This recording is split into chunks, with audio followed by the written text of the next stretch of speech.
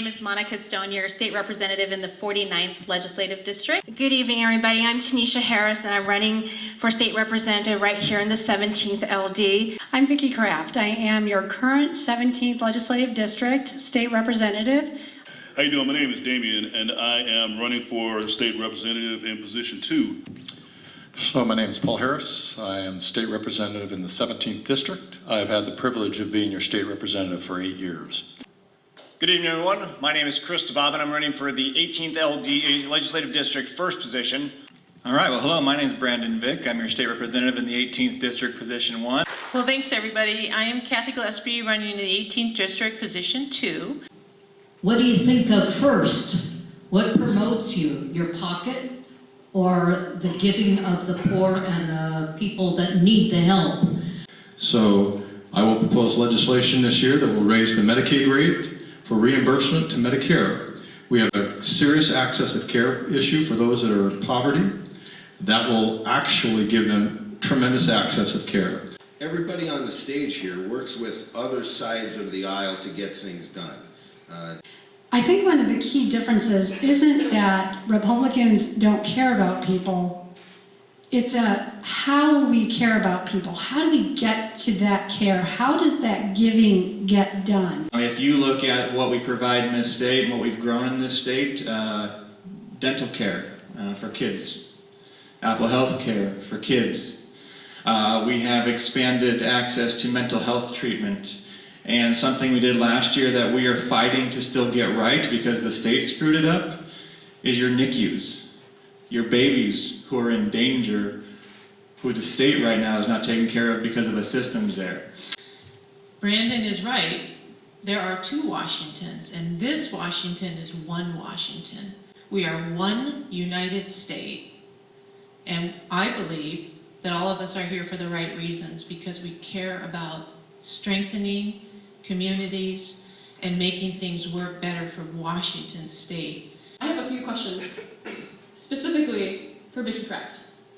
According to Seattle Times, there was a bill that banned gay conversion therapy in Washington in March of 2018. I checked your website and all the articles I could find from the Columbian, the Seattle Times, etc. on this issue, and I couldn't find anything about your views about gay rights, or what you said about the bill, or what you voted for the bill. So my question is, what is your view of gay rights? Love your neighbor as yourself. To me, we are all created in God's image. And I'm going to be really blunt about this here because of your question, which I appreciate. And I will tell you, I've met with the transgender community. I went in and listened, right? On the bill itself that you asked about with conversion therapy, I voted against that bill.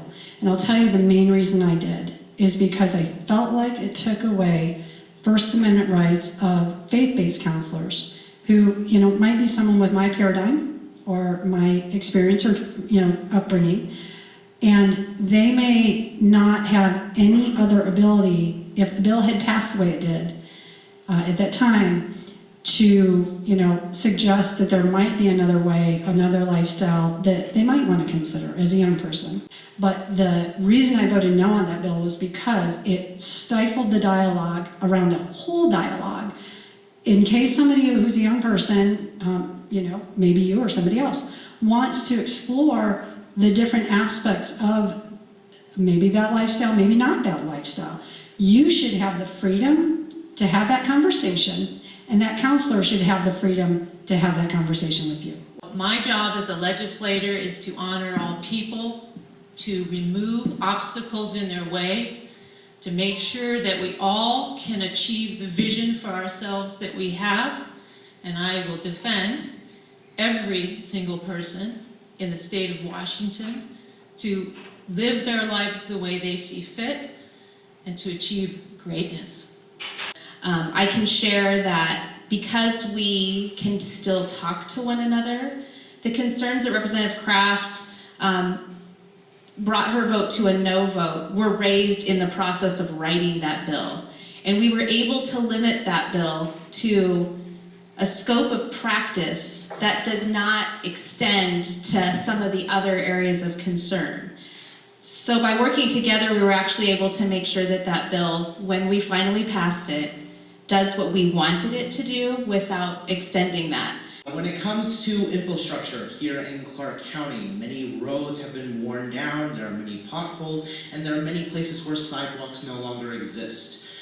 What I want to hear is essentially what's the plan on both the fiscal conservative side and the more government funding stimulus from the Democrats. We can invest in that future technology here to allow for us to invest in businesses here.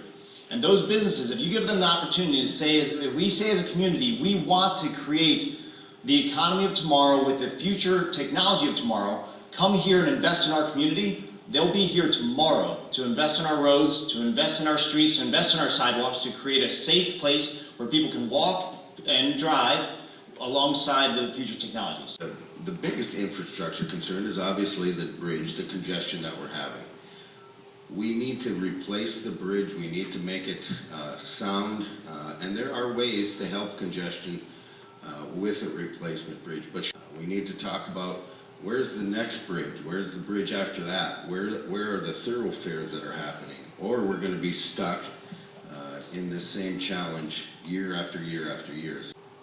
I actually am in favor of a west side bridge as a next step, and looking at jumping off from either Woodland, Ridgefield, maybe Salmon Creek, could potentially use Fruit Valley Road, hit the ports of Vancouver, Portland, gets our freight off the road. No, I'm just going to make one comment that's going to be very partisan. So, you know, I just think it's interesting that we started off with a question about how Republicans don't care about people. Just want to make sure that everyone understands that the Democrats have controlled this state for 30 years. Okay? But your question was about infrastructure. And if there's infrastructure needs, I just want to let you know the Republicans haven't been in charge of that for 30 years. But again, the cities and the counties are going to tell you, well, we can't do it because you have a 1% property tax hike limit put on us, and sorry, we can't do it. Getting rid of that cap is a non-starter for me, but I think we have something, especially in Clark County, that we need to realize in this. We have this big state to the south, right, that doesn't charge sales tax.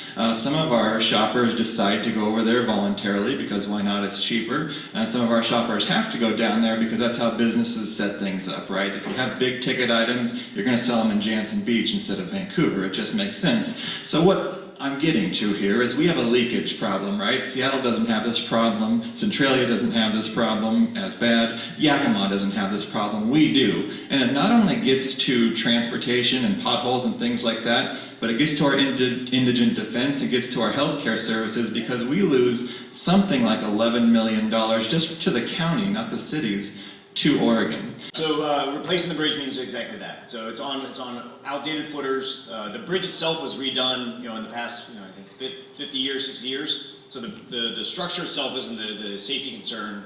It's the footers. They were built back in 1912 or something to that effect.